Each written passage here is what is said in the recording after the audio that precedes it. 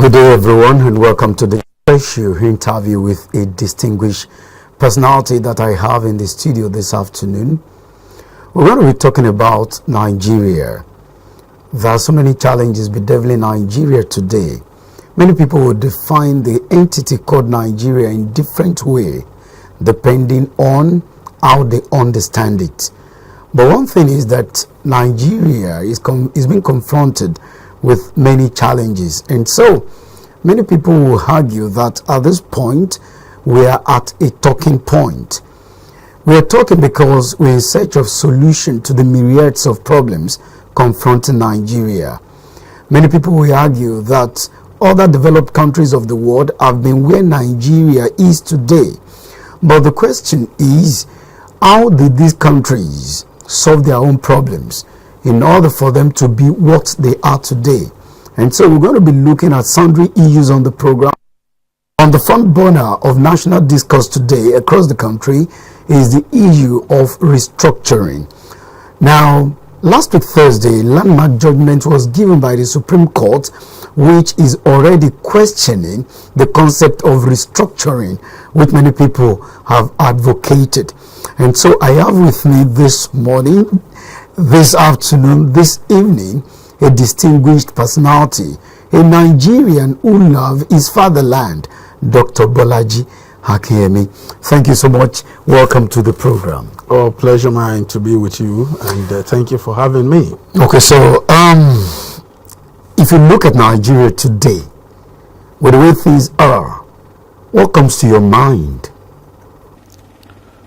Well, the picture that will always come to mind when you ask about Nigeria is the picture of the little boy who grew up on the street of Ibadan, who schooled in all the beautiful school that at that level were public school. I went to ICC Aremo Diaje. It was Ibadan City Council Primary School. And I remember that there was no fence around the school. It was made of lakpa tree that was, ring around the school. But in spite of that, we had quality education because the priority was on education, and which was a general phenomenon across the southwest region. So if we are a product of public school and we are where we are today, then we begin to wonder, what is the problem with Nigeria that at this time when you should be having quality mind coming out of or graduating from Nigerian University, when you converse with some of these persons, you are just wondering, have they been to primary school at all? So these are some of the issues, and it has to do with leadership. I believe that we have to go back to the drawing board and put on paper what we want Nigeria to look like, not in 10 years, not in 20 years. The minimum program projection should be 50, on the safer side, a 100-year plan of where Nigeria is going or where leadership should be taking Nigeria to, so that as everybody comes into the saddle, you have a guiding principle. You have where Nigeria is going, and it's like you want to travel to Lagos, from Ibadan to Lagos, and everybody know that, okay, we are going to Lagos, and so you hire a driver to take you from here to Iwo Road, which is maybe taking 4 years or taking 8 years, and then another driver comes to take you from Iwo Road to, so we need a roadmap where we are going in the next 100 years. These are the things that we need to do within the first 10 years. These are things we need to do in 20 years. These are the things we need to do in 50 years. And that is one of the reasons why, for you to be able to achieve this, there has to be restructuring. We have to go back to restructuring Nigeria vis-a-vis creating a constitutionality for the existence of the nation, as it were. Yeah, but it will suggest that perhaps you are questioning the 1999 Constitution as amended. Are you questioning the authenticity of that particular document? Because you sounded as if there is no constitution in existence, whereas there is one that has been amended so many times. Well, my position before now and here, right in this studio of Impact Africa television, is the fact that you do not have a constitution in Nigeria, and I stand by it. I am not a lawyer. I'm a layman. I represent the ordinary people in Nigeria, and from the point of the ordinary people, I will explain myself. How do I mean? There is the Pepper Seller Association. There's Alalubosa Seller Association.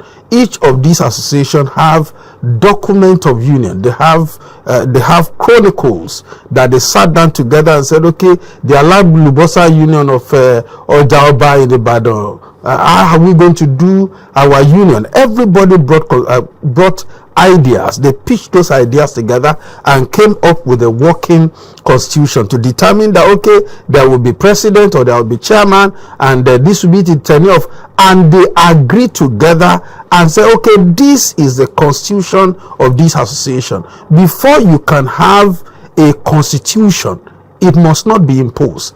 A constitution has to be generic. It must come from the people. Can you say that the Nigerian constitution, as it were, came from the Nigerian people? Well, when you look at the opening paragraph, we the people of Nigeria, the we there, that's a pronoun, a collective one at that, which suggests that all Nigerians came together. Now, did all Nigerians came together? That is the question. Can everybody form a constitution? Even at that, the people who formed the constitution, who were they representing? Because if you are talking about we the people, before you can Yorubani and Nikanki, before you can say our day, you must be representing a group. Now, those who sat down and said we, who were they representing? Who gave them the mandate to go represent them there? These are issues. And so for me, there is no constitution in Nigeria because there is nobody who represented me or represented the constituency that I represent or the group I represent. There was just basically no representation that I can relate with when that was determined. But some persons will tell you that bring an angel here, the person may not succeed. These people believe that, this school of thought, they are of the opinion that Nigeria's problem is structural, is systematic. It has nothing to do with the document. But it appears you don't see things, from that perspective. So they will tell you that give Nigeria a perfect constitution, but with the same mentality. No, the country will still not work. And so you now deduce that perhaps the problem is actually those who run the constitution and not the document itself. The problem is that can we take responsibility over a document that does not emanate from us? We are talking about responsibility here when you're talking about a constitution that emanates, that the people are responsible for. When you are responsible for a thing, you are committed to see it work. Now, you have a document that does not represent me, so I have every reason, even if it's an excuse. We are not looking for a perfect document. We are looking for a document that represents us, a document that we can take responsibility over, that when we sat down together, we all agree that this is what we are going to do. I've been in a meeting with the Rebad group, and we've discussed quite a number of things. At the tail end of the meeting, we had an agreement. By integrity, I am bound by the agreement we had in that meeting. What we are saying is that there is no collective, decision that is binding on we the people. And if somebody is flaunting we the people, then we need to ask, we need to investigate where that is coming from. Who were there, and who were they representing? And if we cannot substantiate that, then the whole thing is a fluke. Is it that those who drafted that constitution, in their numbers, have they all died? Can Nigerians, those of you who are interested, you belong to a group that is interested in the growth and development of this country. Can these ones be sat down such that certain questions will be asked from them? Why did you insert this clause in this body of document that is giving us problem today? Perhaps that would be a good starting point. What do you think? We don't have to call them. We don't have to call them. Just this morning, I got a call from the president of my alma mater, and there was an issue on the platform. He wanted me to make contribution, and I went there. It was the issue of dues, annual dues, and some person were contesting that, okay, the due is difficult for some people given the economic situation and blah blah blah blah. And I said, no, we can't go back on this.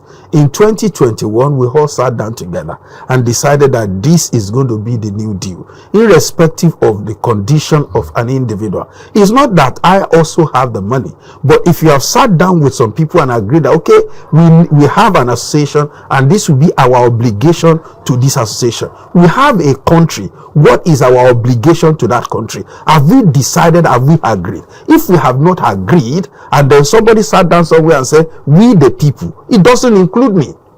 It does not include me. And that's what we are saying. And it does not include the 250 million Nigeria. I'm not sure that the president is even included. How many of the governors were included? You know, so how do you bring people who are not part of a document, who are not part of an agreement, to run that agreement? Some 10 years ago, Nigerians sat down at a national conference. Some recommendations, over 200 recommendations, were made. What's your, take on those recommendations? Could they still solve some of these problems? Those recommendations will solve a lot of problems. The reason why they're going to solve a lot of problems is not because the people who sat down there were angels, no. But Nigerians sat down, came from their different background, and brought their experience to the table and said, okay, this is like this has been like this. How do we change the system? And they make contribution. That is the reason why it's going to address quite a number of issues. So you rather have it visited or revisited? Of course, have a document backed by we the people. It was a document in the 1963 Constitution, because on the 25th of July and 26th of July, they sat some Nigerians representing their different components, came together, at the parliament and took a decision, meaning that these people represented at that meeting the people and the people, their different sector, and they took a decision. They came up with a document, and then the regional government was born. And that was what the 1966 coup suspended. I use the word suspended because they just brought a decree, and we began running the nation on the decree until we had to have another experiment in 1979. And the 1979, we didn't bring back the suspended constitution. They just brought up a decree, and then some people were invited based on their professional career, lawyers and like, and asked to put together the 1979 constitution. This morning, I was holding a meeting with some people. In the meeting was a lawyer, and in the meeting was a town planner. And the lawyer was making a proposition on land matter, and the town see that the town planner was right, because he was bringing field experience to bear. Constitution is not the business of lawyers. Constitution is basically the business of citizens. All of us coming together. How many people are lawyers in Pepper Union? How many people are lawyers in National Union of Road Transport Workers? Don't they have constitution? They have a constitution, and by that constitution they are running. What we are saying is that every Nigerian have the right to say, I want to belong to Nigeria, and in belonging to Nigeria, this is the Nigeria of my dream, and I agree to this article of union by which the nation Nigeria will run. Outside of that, we can't work Nigeria. So Nigeria is a country, and of course social commentators, public analysts, they've spoken so much about this concept of restructuring.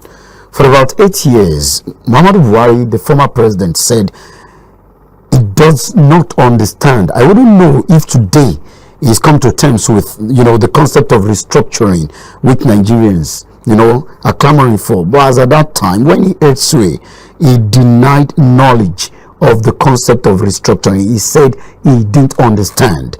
Tinubu, many people believe, will key into this concept of restructuring.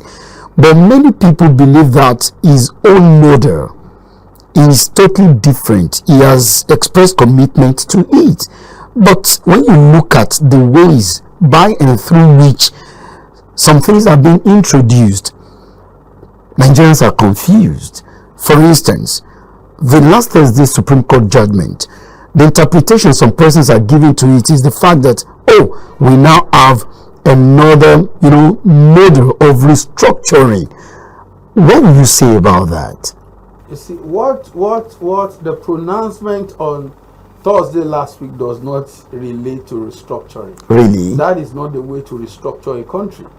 And he's just been mischievous. What is it called? Buhari was mischievous in his 8 years.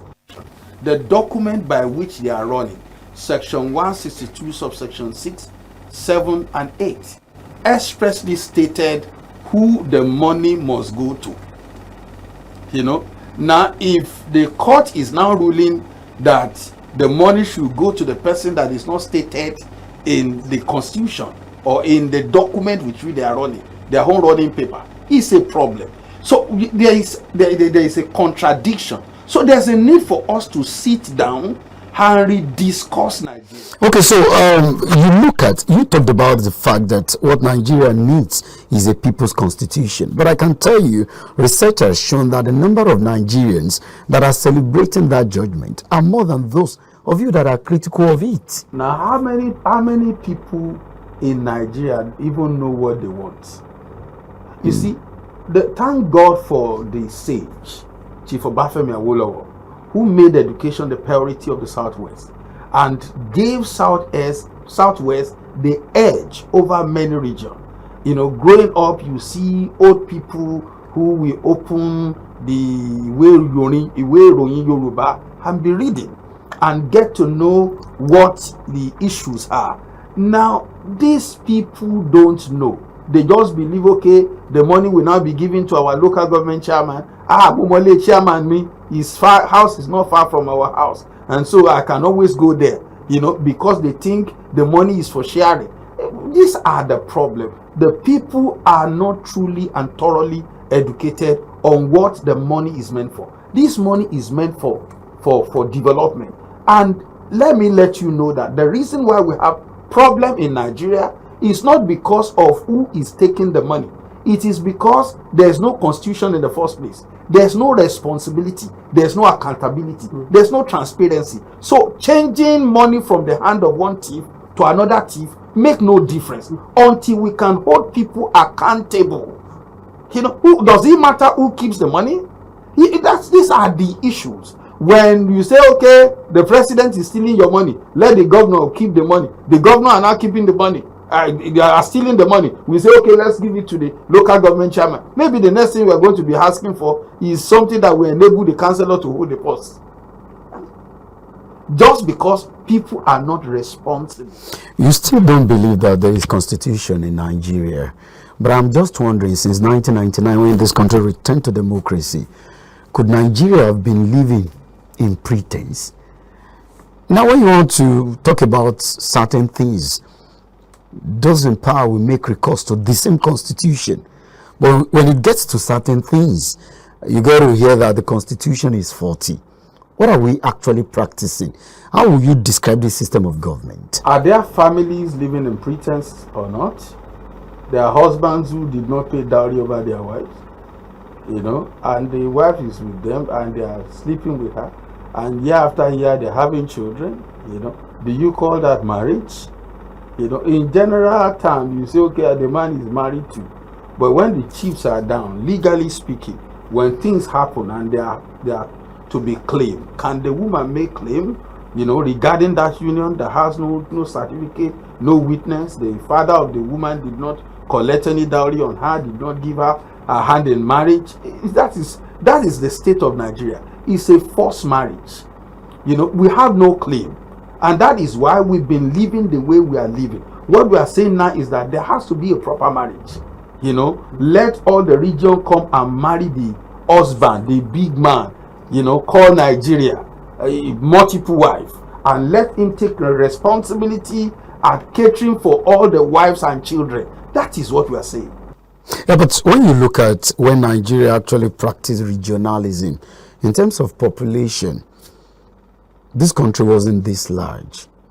And some persons will tell you that the challenges Nigeria had in 1963 is not the same, challenges it is confronted with today. And so when you introduce regionalism today, perhaps you want to think twice. Maybe things have moved past, those particular time. I don't want to agree with you.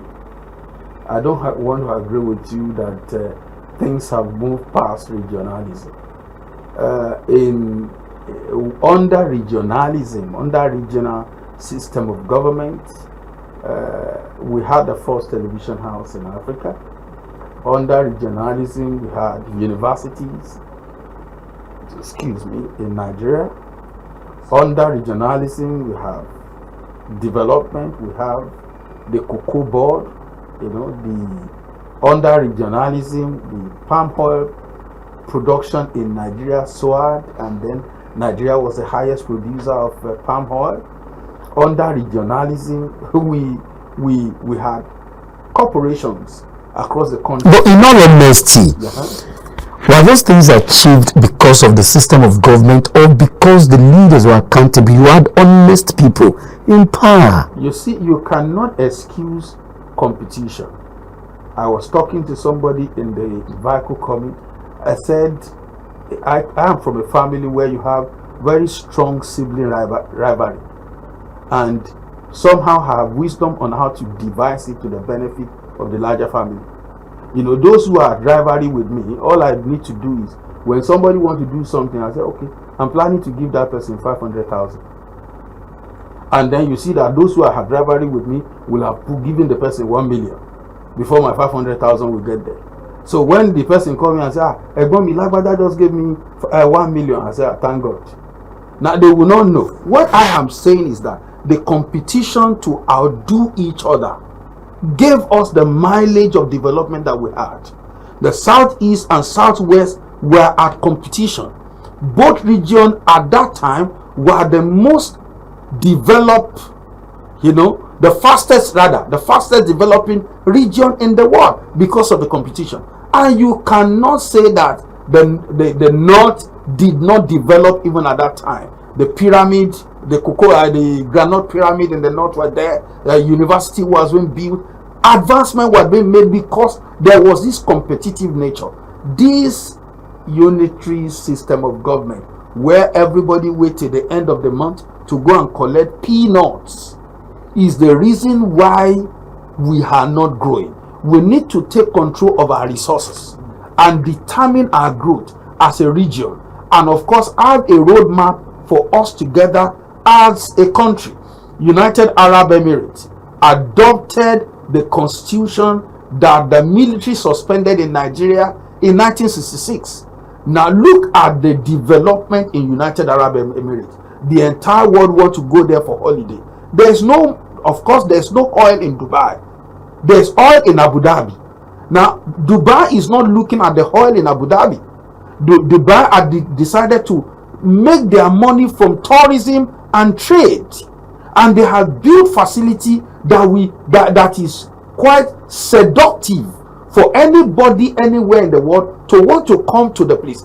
What we are saying is the Nigerian dream can work if the component region are allowed to have control of their resources, give percentage as will be determined by the constitution to the center, and let's weaken this all-powerful center. You spoke about the president and we were saying that, okay, you expected that he will visit. Listen, nobody gets to the presidency in Nigeria as structured today, and we wish for restructuring. And that's exactly what the Nigerian president is, the most powerful human being under heaven. And that's where the problem lies. Some persons are of the opinion that Tinubu, before he got to power, expressed commitment to some of these things, but we really don't understand who our president has turned to be. What's your advice to the man Tinubu? No legislature wants to legislate itself out of relevance, and that seems to be one debacle, how can that be surmounted? You want Tinubu to sign a paper that will render him useless, even on seat or post his presidency. We really want to do that. Ditto for, the lawmakers. So where is the starting point? Now, the starting point is for the people. Power belongs to the people. And we as the people must upgrade ourselves. That's why I just thank God. I appreciate what the Rebirth group is doing. There's a need for this nation to be reborn, and for that to happen, you don't ask a man who is drunk to come out of his stupor. The only way he can come out of his stupor is to stop drinking. Now, a man is in power. Power, we all agree, intoxicates. Before he gets to power, all of the things you are saying, he can agree to it. Now that the man is in power, he's drunk. So you can't sit down with him and be discussing, except you get power out of his hand. We are not saying we want power out of his hand. We are just saying that this man is drunk. Let's leave the drunken man alone. Those of us who are not drunk, let's come together and then decide, okay, drunken man, you can continue, but this is the mandate of the people upon which you can hold the office on our behalf. But the power resides with him, the man that has been elected. Unfortunately, I mean the drunk in this case. When it comes out of his stupor, he might behave normally, maybe for just few moments. But the truth is, the gavel is still with him. Whatsoever decision the people take, he must validate it. You see, the truth of the matter is the drink is being served by the people. The component of the people makes that power function. If you see what is happening in Kenya, I pray that we don't drive the Nigerian nation, the Nigerian public, to that end. We are talking about over 250 million people. If we force them to take to the street, nobody will stand it. Not the Nigerian army or the combined forces of the Air Force can stop the movement of the people. Before it gets to that level, Nigerians are resilient. We are advising them to come. Nigerians are resilient. There is always a breaking point. People are approaching that breaking point. The earlier we do something, the better for each and every one of us as citizens of this country. How soon do you think an action must be taken before that implosion that you fear? Okay. Well, I believe in this, the work that is being done by group like the Rebirth group, silent but impactful. It is now important to reach out to other regions, create structure across the country, the regional structure, the state structure, the local government structure, create a platform where people can be talking and making contribution, and from there other persons can buy in, and from the buy in we now can be able to say, okay, when are we aggregating the people together? But first, the regional platform has to be functional.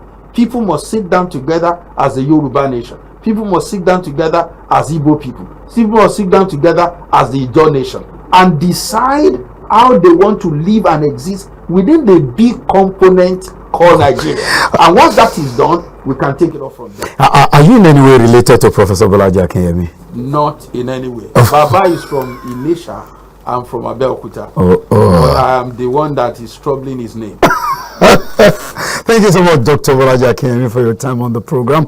And this way we're going to call it a wrap. A lot has been said, but of course what we make out of this as a people, has those in government, is only left to time. I am Anu Luakpo Moride. Thank you so much. Bye for now.